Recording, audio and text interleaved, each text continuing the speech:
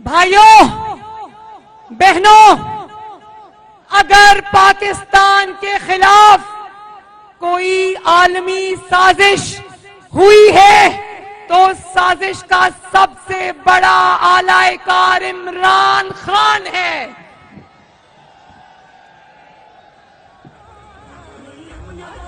कोई पाकिस्तान के लिए इतना खतरनाक नहीं है, बल्कि खतरेनाक नहीं है जितना इमरान खान तुम हो पाकिस्तान के लिए।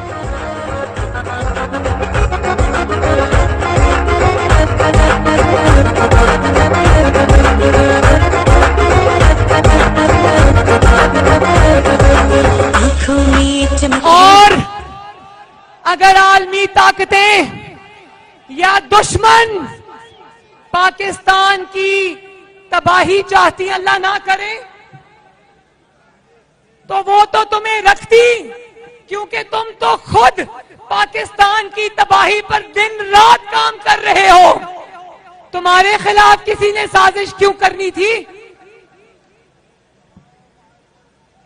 क्या पाकिस्तान की तरक्की करती हुई मईशत को जेरे जमीन लेके जाना आलमी साजिश थी? बताओ हाथ उठा के, क्या वो आलमी साजिश थी? क्या नालायकी और नाअहली के जमीन से लेकर हम आसमान तक अंबार खड़े कर देने, क्या वो आलमी साजिश थी? क्या पाकिस्तान के दूसरे मुल्कों से ताल्लुकात खराब कर देने, दोस्त ममालिक से ताल्लुकात खराब कर देने, क्या वो आलमी साजिश थी?